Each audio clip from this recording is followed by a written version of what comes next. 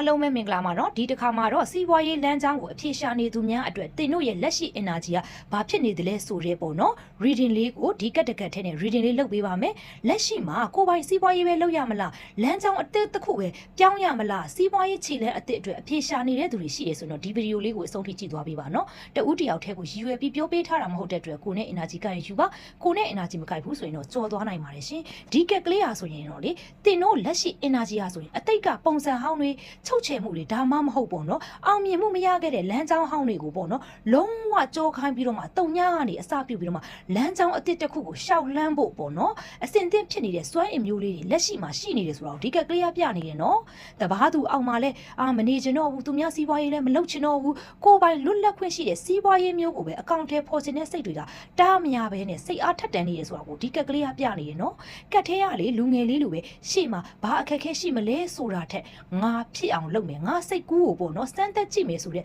အကောင်းမြင်စိတ်နဲ့ပေါ့နော်စွန့်စားလိုတဲ့စိတ်တွေအပြစ်ရှိနေတယ်ဆိုတာလေဒီကက်ကလေးပြနေတယ်နော်တင်တို့ဟာဆိုရင်လေ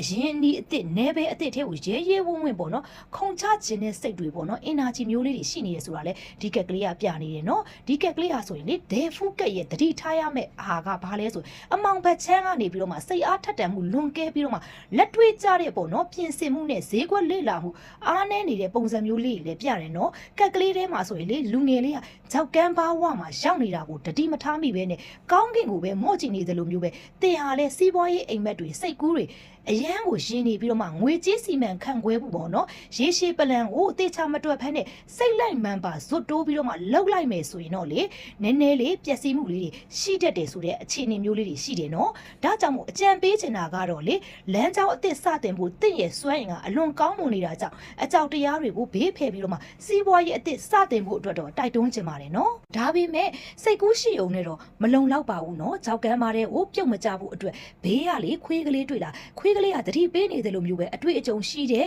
သူတွေရဲ့အကြံဉာဏ်ကိုယူမလာလျင်တင်တို့ရရှေ့ဆက်ပြီးတော့မှသွားနိုင်ပါလိမ့်မယ်လို့အကြံပေးချင်ပါတယ်ရှင်နောက်ဆုံးအနေနဲ့ဆူတောင်းပေးချင်တာကတော့လေဒီဗီဒီယိုလေးကိုကြည့်နေတဲ့သူအားလုံးယခုစတင်မဲ့စီးပွားရေးလမ်းကြောင်းအသစ်နဲ့စိန်ခေါ်မှုမှန်သမျှအမှားအယွင်းမရှိဘဲနဲ့လမ်းပွင့်ပြီးတော့မှလမ်းဖြောင်းပါစေတင့်ရဲ့စမ်းသစ်စမ်းပြတဲ့စိတ်ကူးစိတ်ကန်းတောင်းကောင်းများနဲ့လုပ်ငန်းခွင်အသစ်တွေမမျှော်လင့်ထားသောအခွင့်အလမ်းကောင်းများနဲ့ကံထူးခြင်းများနဲ့ပေါ့နော်အဆက်မပြတ်ပဲဝင်ရောက်လာပြီးတော့မှစီးပွားလက်လာပါများဒီအလားတိုးတက်အောင်မြင်ပါစေလို့ဆုတောင်းပေးလိုက်ပါတယ်ရှင်အားလုံးပဲကံကောင်းခြင်းတွေပိုင်ဆိုင်နိုင်ပါစေနော်